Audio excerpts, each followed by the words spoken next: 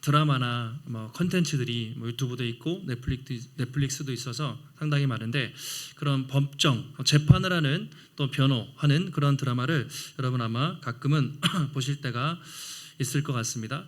예전에 드라마 넷플릭스 중에 이상한 변호사 우영우였나요?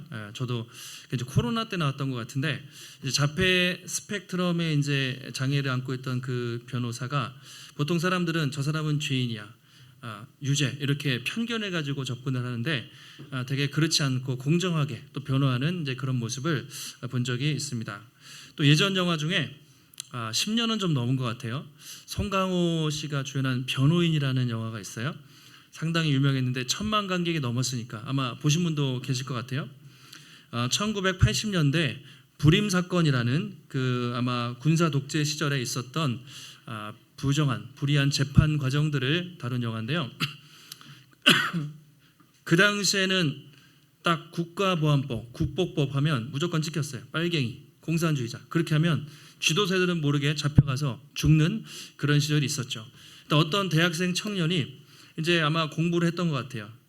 책을 읽으면서 어떤 서적을 읽었는데 아마 정부에서 금했던 책 같습니다. 그래서 국가보안법으로 잡혀가가지고 온갖 고문당하고 막 죽기 살기로 부당한 그런 조사를 받죠. 그래서 그 송강호 변호사가 이 대학생을 변호하기로 합니다. 그래서 법정에 나와서 이제 재판이 이루어지는데 판사도 그렇고 검사도 다 이미 답이 정해져 있어요. 끼워 맞추고 변호사가 아무리 얘기해도 듣질 않습니다. 증인이 나오는데 그 증인이 누구냐면 그 대학생을 고문했던 형사가 딱 나와가지고 막 당당하게 국보법 위반이면 이거 다 죽는 거다. 정말 자기는 잘못한 게 하나도 없다. 증거가 막 그냥 두드려 맞은 증거가 있는데 아무 잘못 안 했다. 이렇게 얘기하죠. 그때 그 변호사가 했던 유명한 말이 있습니다. 기억하시나요? 대한민국 헌법 1조 2항 딱 하면서 대한민국의 주권은 국민에게 있고 모든 권력은 국민으로부터 나온다. 막 그렇게 소리쳐요. 제가 어제 유튜브 이제 하이라이트를 봤는데 정말 이렇게 다시 봐도 소름이 끼칠 정도로 대한민국의 주권은 국민에게 있고 모든 권력은 국민으로부터 나온다. 국가가 국민이다. 이제 이렇게 소리치는 장면이 있습니다. 그러니까 그 당시 사람들은 국가라는 이름으로 독재를 옹호하고 막 그냥 온갖 부정하고 불의한 재판이 많이 있었는데 그 변호사가 이렇게 정의감에 변호하는 내용이 있습니다. 불과 우리나라가 지금은 아주 민주주의 국가지만 40년, 50년 전만 해도 그런 말도 안 되는 독재와 또 부정한 재판들이 많이 있었습니다. 법원에 가면 공평과 정의, 저울추가 있고 상식, 이게 이제 재판의 기본인데 실제로 공정하지 않은 비상식적인 재판이 역사 가운데 꽤 많이 있었습니다. 지금도 이제 재판이 뭐 많이 진행되고 여러분들이 유튜브라든가 TV를 통해서 그 지난 정권에 있었던 계엄과 또 여러 가지 이제 재판의 과정들을 여러분들이 보시잖아요. 그러면 법 앞에 평등이라 그렇게 말을 하지만 정말 진행 과정과 결정 과정들을 보면 그렇게 평등하지는 않다, 그런 생각을 하게 되죠. 왜냐하면 작은 돈, 뭐 수십만 원, 수백만 원 만약에 돈을 훔쳤다, 되게 냉정하게 유죄가 나오는데 보시면 알겠지만 국회의원이나 힘 있는 사람들은 수십억, 수백억 해도 무죄가 나오는 경우가 많아요. 증거가 없다, 이런 식으로. 그러니까 법은 여전히 공평하지 않고 힘 있는 자들, 가진 자들의 편이라는 것을 우리가 알고 있습니다. 근데 오늘 예수님도 재판을 당하시는데 아주 부정하고 불공정한 재판을 당하십니다. 밤새 불법적으로 신문당하시고 본디오 빌라도에게 넘겨지게 됩니다. 유대인들은 알았어요. 이 예수가 죄가 없다는 것을. 본디오 빌라도도 알았습니다. 이 사람은 죄가 없다는 것을. 그런데 그들은 마치 맞힌 것처럼 이미 답이 정해져 있는 그런 비겁한 그런 재판을 했습니다. 그러니까 오늘 예수님의 재판은 인류 역사상 가장 억울하고 불공정하고 비상식적인 그런 재판이었죠. 근데 그럼에도 불구하고 예수님의 모습을 보시면 당당합니다. 당당하고 자신의 억울함, 내가 억울하다 막 그렇게 호소하지 않고 억울함을 호소하지 않으세요. 묵묵히 담담하게 자신의 말씀을 하고 계십니다. 그렇다면 예수님은 왜 이 재판을 받으셨는가? 이 재판의 의미는 무엇이고 이 재판의 결과가 우리의 삶에, 우리의 구원에 어떤 영향을 주었는가 우리가 함께 살펴보도록 하겠습니다. 자, 28절 보시면 이제 밤새 신문 마치고 이제 총독에게 데려갑니다. 자, 한번 28절 같이 한번 읽겠습니다. 그들이 예수를 가야바에게서 관정으로 끌고 가니 새벽이라. 그들은 더럽힘을 받지 아니하고 유월절 잔치를 먹고자 하여 관정에 들어가지 아니하더라. 이렇게 설명하고 있습니다. 그들 유대 종교 지도자들이 가야바에서 이제 끌고 가는 거예요. 처음에 예를 들어 12시 정도에 겟세마네 동산에서 잡혔다 치면 처음에 안나스에게 데려갔습니다. 안나스는 직전 대제사장이었어요. 당시 실세. 신문을 받습니다. 뭐 별로 잘못한 게 없어요. 그래서 현재 제사장이었던 가야바에게 데려가서 신문을 합니다. 밤새 신문하고 관정, 저기는 로마 총독의 관정인데 새벽에 데리고 갔다라고 그렇게 말하고 있습니다.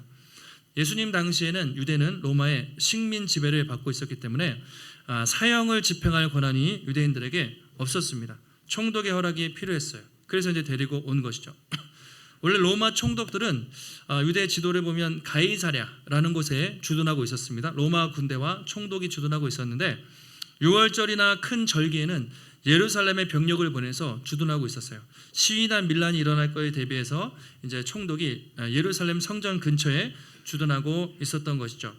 밤새 신문하고 갔는데 새벽이라. 새벽 6시쯤 됩니다. 대충. 그러면 적어도 예수님은 밤에 잡혀서 밤새 안나스에게 가야바에게 유대인들에게 심한 또 고문 또는 조롱을 당하시고 이제 새벽 동틀 때쯤에 본디오 빌라도에게 넘겨진 것이죠. 그러니까 밤새 신문했다는 얘기인데 원래 유대 법에 따르면 사내들인 공회는 밤에는 재판을 할 수가 없었어요. 근데 밤새도록 했던 것이죠. 그만큼 완전히 불법적이고 졸속적인 그런 재판이었습니다. 왜 그랬을까? 조급했기 때문이죠. 유대인들은 어떻게든 빨리 이번 유월절 전에 예수를 정말 죽이고 싶었기 때문에 수단과 방법을 가리지 않고 그렇게 재판에 임했던 것이죠. 자, 근데 28절 아까 보셨는데 그 하반절에 보시면 한 가지 의미 있는 구절이 나와 있습니다. 이렇게 돼 있죠. 그들은 더럽힘을 받지 아니하고 유월절 잔치 식사를 먹기 위해서 관정에 들어가지 않았다. 그러니까 예수님을 넘겨놓고 그 관정은 로마 총독이니까 이방인이니까 부정탈까봐 안 들어갔다는 얘기예요. 유대 지도자들이. 당시 유대인들은 그런 생각이 있었습니다. 이방인의 집에 들어가면 부정해서 24시간 하루 동안은 부정 타서 정결하지 않다. 그래서 늘 옷을 빨아야 된다라는 나름대로의 기준이 있었습니다. 원래 구약 율법에는 없었는데 그 사람들은 구약 율법에서 수십 가지 수백 가지를 덧붙여가지고 이것도 하면 안 되고 저것도 하면 안 되고 이거 지키고 저거 지키고 수많은 종교의 조항들을 만들어 놓았던 것이죠. 그래서 그들은 우리는 거룩한 하나님의 백성이야. 우리는 말씀을 잘 지키는 사람이야. 이것을 사람들에게 보여주고 싶었던 것이죠. 그래서 바리새인들은 항상 이렇게 기도했습니다. 조용히 골방에서 기도하는 것이 아니라 사람들이 보이는 곳에서 손을 들고 그렇게 기도를 했습니다. 그리고 일주일에 몇 번씩 금식하며 기도하고 헌금도 많이 하면서 우리는 거룩한 하나님의 자녀라는 것을 그렇게 보여주고 싶어 했죠. 그런데 아이러니한 건 뭐냐? 이 사람들이 겉으로는 우리 하나님의 율법 잘 지키는 사람들이야 라고 그렇게 이미지 메이킹을 했지만 뒤에서 하나님의 아들이신 예수 그리스도를 죽이기 위해서 밤새 신문하고 고문하고 온갖 불법적인 일을 자행하고 있는 것이죠. 겉으로는 깨끗한 척 하지만 뒤에서는 악하고 더러운 일을 일삼는 유대인들의 교만과 위선을 요한이 이렇게 요 구절을 통해서 지적하고 있는 것이죠. 예수님이 항상 말씀하셨잖아요.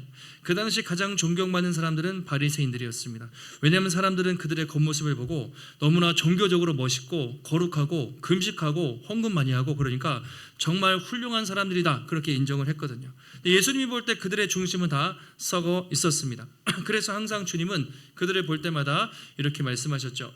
마태복음에서 화했을진저 외식하는 서기관들과 바리새인들이여 잔과 대접에 겉은 깨끗해요. 겉은 너무나 깨끗한데 속은 탐욕과 방탕으로 가득 차 있다. 이렇게 지적을 하셨습니다. 또 눈먼 바리새인들이여 너희는 먼저 안을 깨끗이 하라. 그러면 겉도 깨끗하라. 안을 씻어야지 겉에만 번지르르한 그들의 모습을 지적하셨습니다. 또 너희는 겉으로 사람에게 옳게 보이되 안으로는 외식과 불법이 가득하다. 그러니까 예수님이 바리새인들을 지적할 때 겉으로는 다 깨끗한 척, 종교생활 잘하는 척, 형식적으로 너무 좋아 보였지만 안으로 썩어 있는 불법과 외식과 탐욕으로 가득 차 있는 그들의 모습을 지적하신 것이죠. 요한이 오늘 그걸 지적하는 거예요.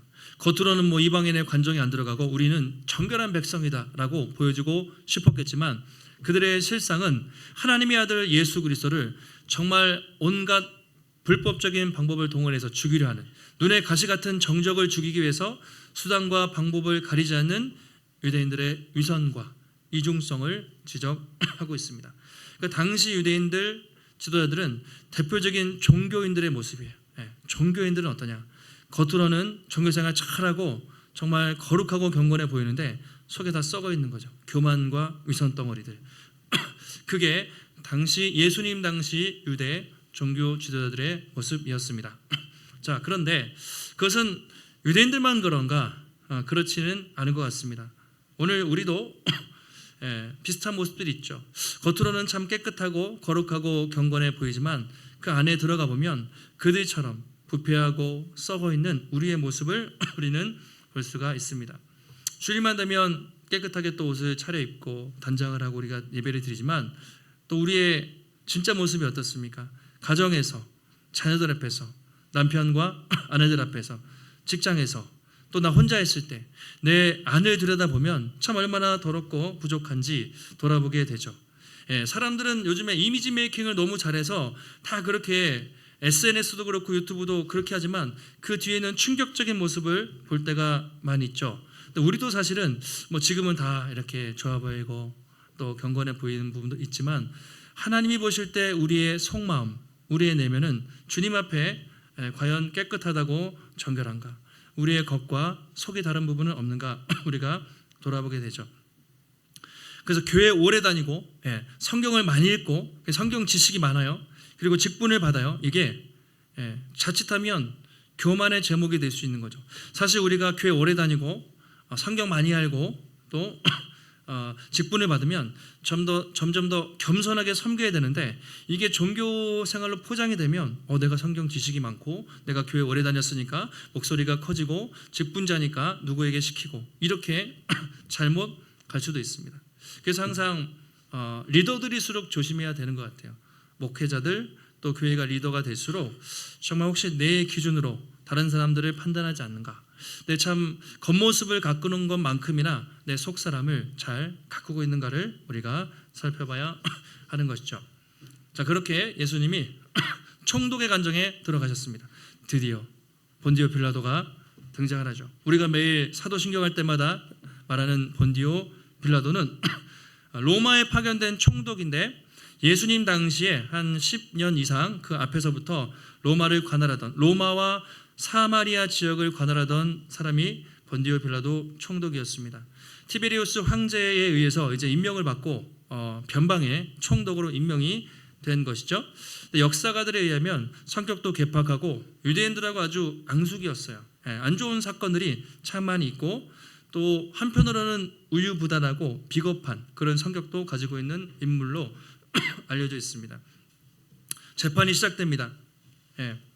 유대인들에게 딱 묻습니다. 너희가 무슨 일로 이 사람을 고발하느냐? 이렇게 물어요. 유대인 지도자들이 맞잖아요. 너희가 무슨 일로 저 작자를, 저 사람을 데리고 왔냐? 새벽 6시잖아요. 새벽이니까 뭐 귀찮을 수도 있고 왜 너희들의 문제를 나한테 가지고 왔냐? 어쨌든 그렇게 유대인들에게 묻습니다. 그때 유대인들이 대답하죠. 이 사람이 행악자가 아니었다면 즉 범죄자가 아니었다면 당신에게 넘기지 않았을 것입니다. 이렇게 대답해요. 이 사람이 범죄자니까 만약에 무슨 잘못을 했냐? 그러면 살인죄 또는 무슨 죄 이렇게 얘기하면 되는데 그들은 대충 얘기해요. 죄를 지었으니까 데리고 왔습니다 라고 이야기합니다. 다른 복음서를 보면 예수님의 죄가 뭐였냐면 바로 신성모독죄.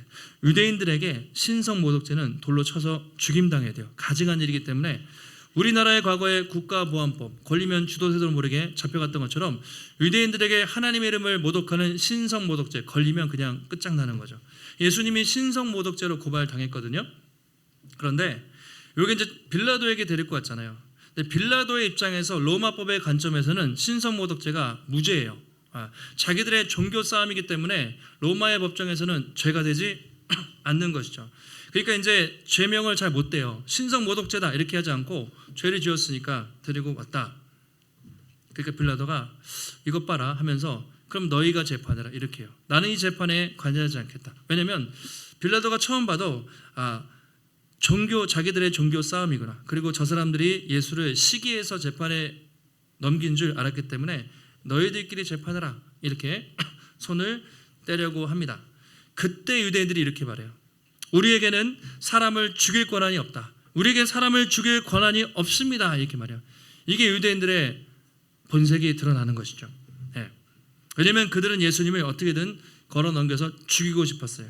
근데 자기의 법으로는 안 돼요. 그래서 빌라도의 힘을 빌려서 사형을 집행하기 위해서 데리고 왔다는 것을 알 수가 있죠.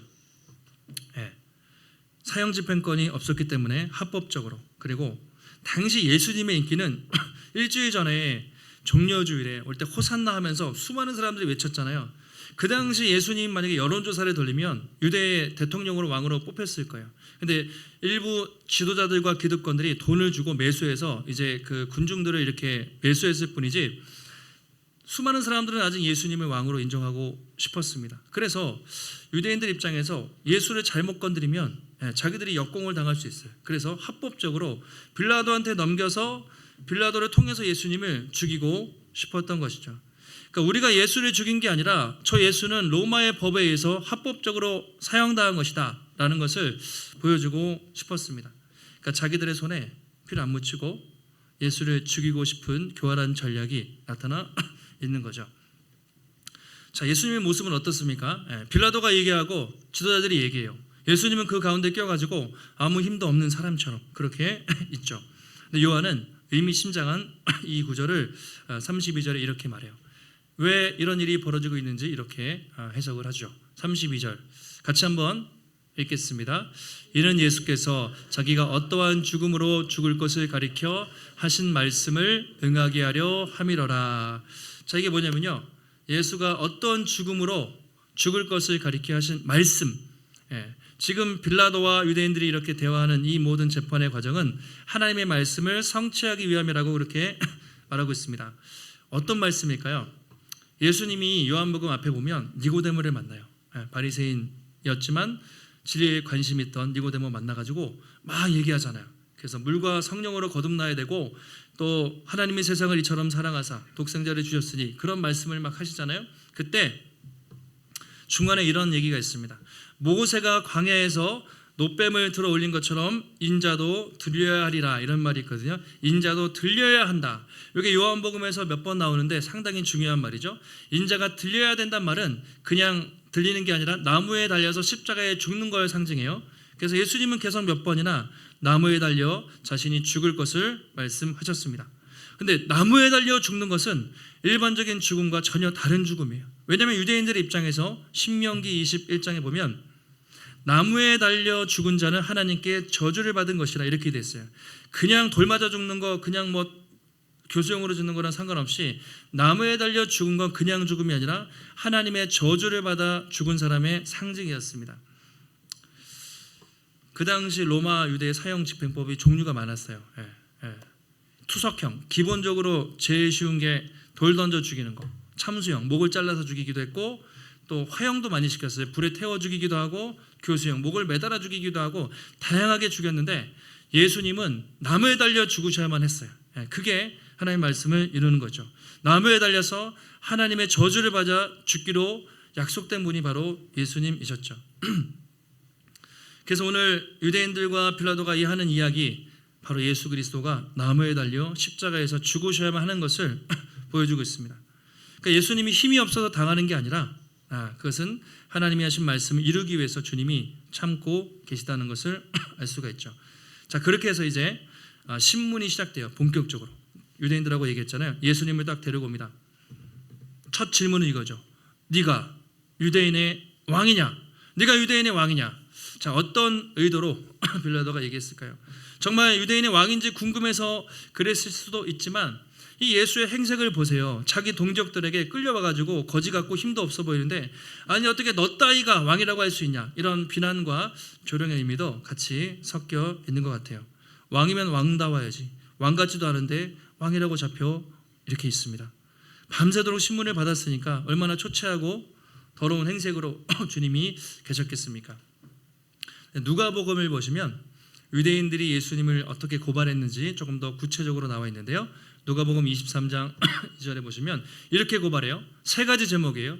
우리가 이 사람을 보니까, 예수님, 우리 백성을 미혹하고, 첫 번째 제목, 우리 유대인들을 미혹했다, 이 예수가. 두 번째, 가이사에게 세금 바치지 못하도록 했다, 세금 바치는 걸 금했다. 세 번째, 자칭 왕이라고, 자기가 그리스도 메시아라고 짓거리고 다녔다, 이렇게 고발하죠. 근데 이거 세 가지 다 거짓 고발이에요. 예수님은 유대인들을 미혹한 적이 없죠. 가이사에게 세금 바치는 것을 금한 적이 있습니까? 없죠. 오히려 가이사의 것은 가이사에게, 하나님의 것은 하나님께, 동전 물어봤을 때 세금 바치라고 하셨어요. 자칭 그리스도 왕이다, 이렇게 묻고 있습니다. 근데 이 중에서 빌라도는 딱 한 가지만 물어봐요. 네가 유대인의 왕이냐, 이렇게 묻고 있습니다. 다른 거는 관심이 없었던 것 같아요. 정말 이 사람이 유대인의 왕인지, 혹시라도 이 사람이 유대인의 왕이면 이건 반역이 될 수 있잖아요. 자기가 지금 로마의 총독으로 있는데 유대인의 또 다른 왕이 있을 수가 없겠죠. 그래서 빌라도가 딱 그 한 가지만 물어봐요. 네가 정말 이 사람이 고소하는 것처럼 유대인의 왕이냐, 그렇게 묻습니다. 그때 예수님은 다른 복음서에 보면 내가 맞다, 그렇게만 짧게 대답을 하세요. 빌라도가 다시 물어봐요. 유대인들이 너를 계속 고소하는데 네 잘못이 무엇이냐, 계속 그렇게 물어봐요. 그러니까 빌라도 입장에서는 이 사람 죄가 없는 것처럼 계속 생각이 됐습니다. 다른 복음서에 보면 부인이 꿈을 꾸고 왔잖아요. 저 사람 내가 어제 밤에 꿈을 꿨는데 죄가 없어요, 저 사람 절대로 풀어줘야 돼요, 막 그렇게 하는 장면도 나오죠. 그러니까 빌라도 입장에서도 이 사람은 죄가 없다고 생각을 했던 것 같아요. 근데 계속 질문을 해요. 그 중에 예수님이 이렇게 답을 하세요. 36절에 너의 잘못이 무엇이냐에 대한 질문에 대해서 예수님의 답인데, 오늘 말씀에서 가장 중요한 구절이죠.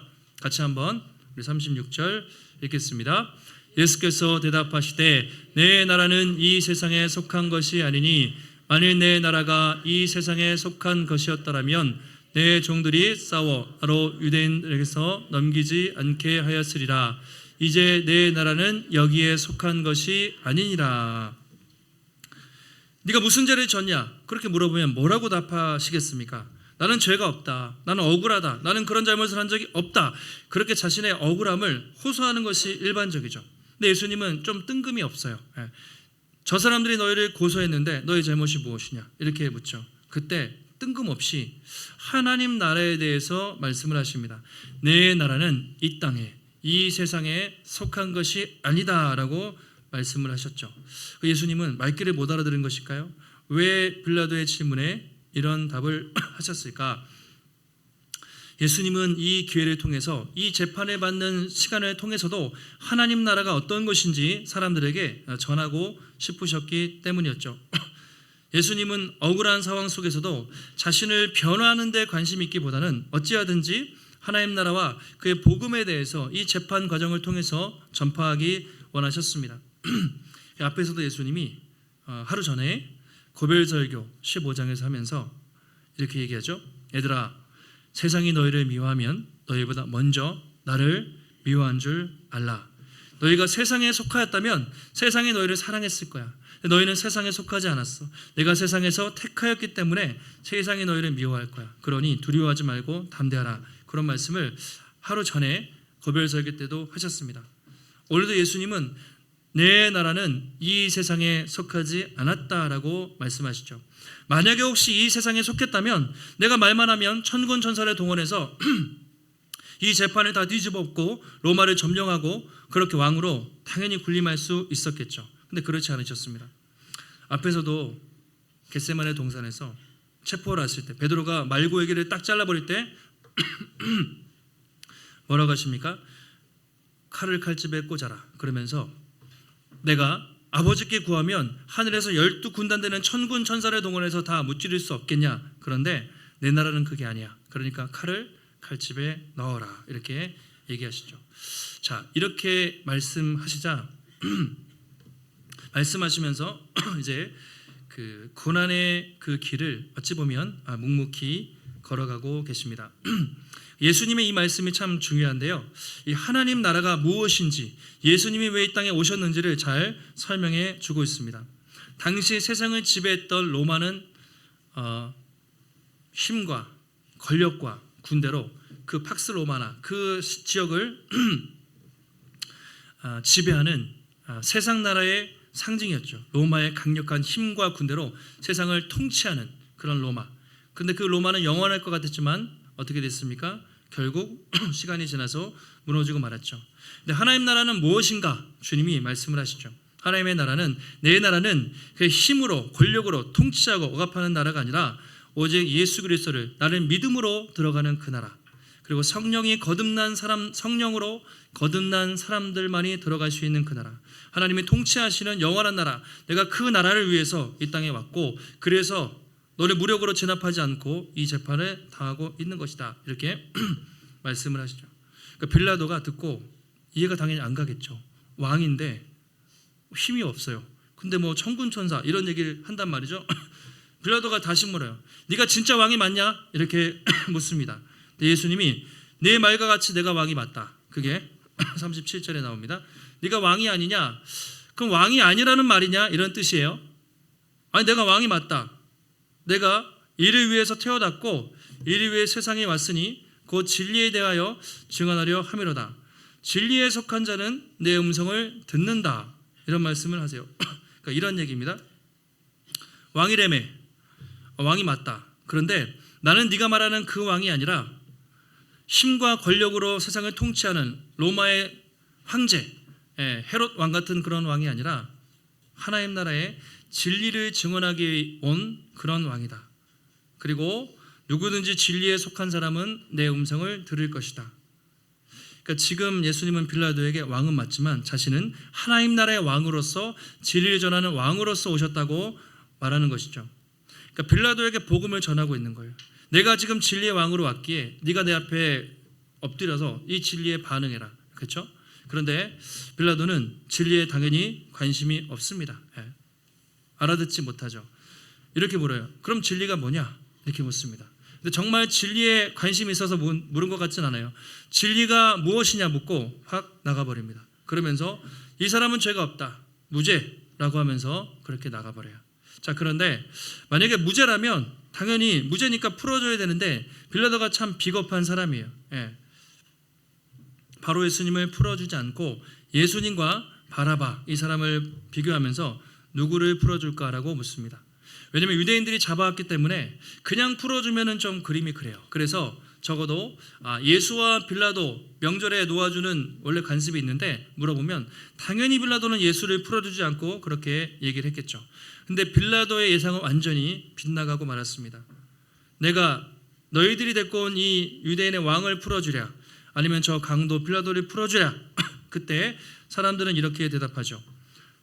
40절에 그들이 소리질러 이르되 이 사람이 아니라 바라바라 하니 바라바는 강도였더라. 이렇게 말하죠. 소리질러서 예수를 십자가에 못 박으셔서 막 그렇게 하면서 저 바라바를 풀어주라고 사람들이 그렇게 함성을 지릅니다. 이미 다 매수당한 거죠.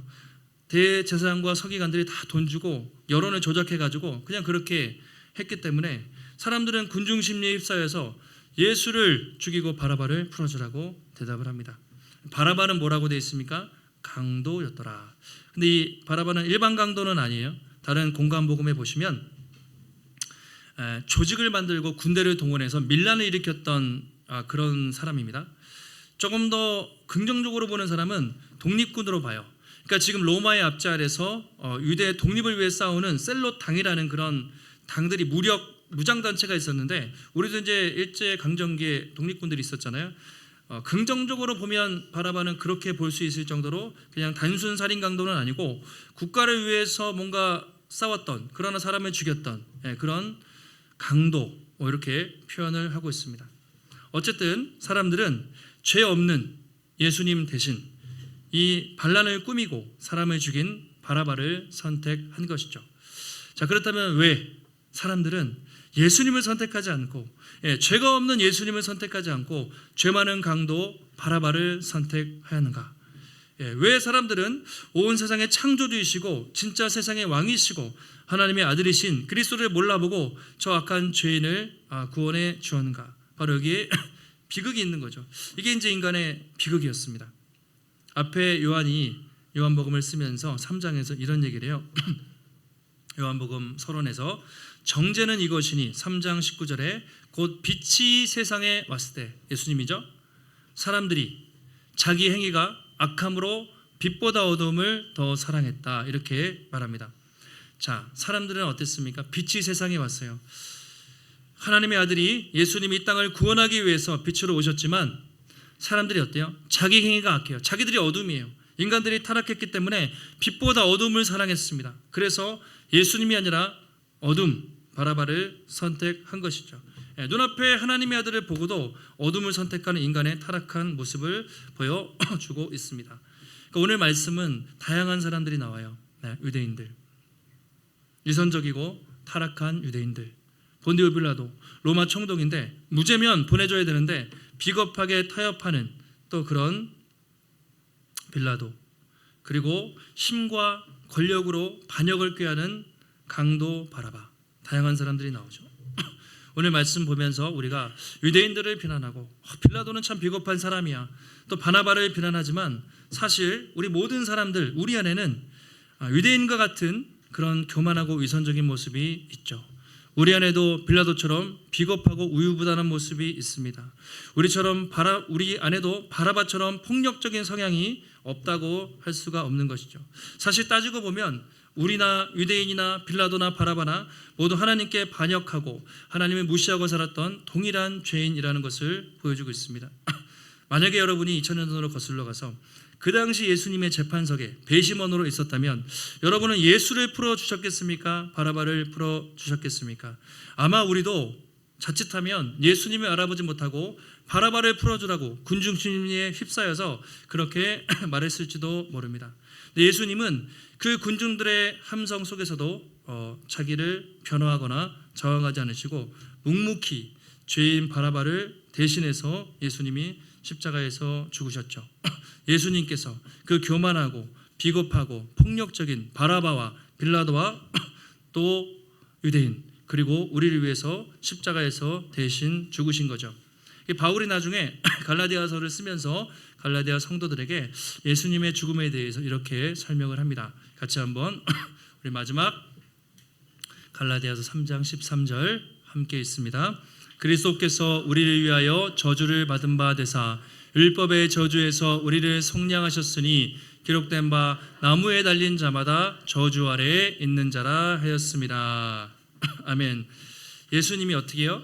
그냥 죽으신 게 아니라 우리를 위해서 저주를 받아 죽으신 거예요. 왜냐하면 나무에 달린 자마다 저주 아래에 있는 자이기 때문에. 그래서 예수님은 반드시 돌로 맞아 죽거나 참수당하거나 화형당해서 죽으시면 안 됐어요. 십자가에서 저주받고 죽으셔야만 했던 이유가 여기 있는 거죠.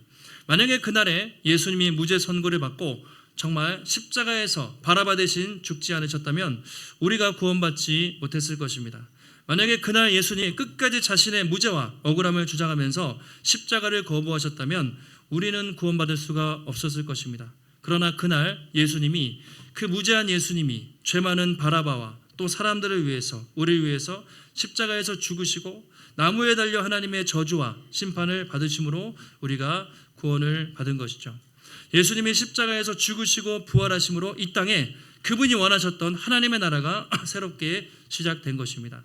그래서 우리는 예수 안에서 이제 영원한 생명을 얻었고 우리는 영원한 하나님 나라의 백성이 된 것이죠. 믿으십니까? 이게 우리의 정체성이죠. 우리 대신 그가 죽으심으로 말미암아 우리가 영원한 생명을 얻고 이제 우리는 그로 말미암아 하나님 나라의 백성이 되었다. 이것이 중요합니다. 여러분 어떻습니까? 우리가 여러 가지 또 바쁘게 살면서 다른 것보다 우리 위해서 십자가에서 피를 흘리신 주님의 그 값없는 귀한 사랑을 우리가 잊고 살 데가 없습니까? 지금 우리는 예수님을 참된 왕으로 모시고 하나님 나라의 백성답게 살고 있습니까? 아니면 세상이 우리의 우상이 되고 세상을 왕으로 섬기며 세상을 따라가고 있습니까? 하나님은 지금도 저와 여러분을 통해서 이 교회를 통해서 하나님의 나라를 이 땅에 이루기 원하십니다.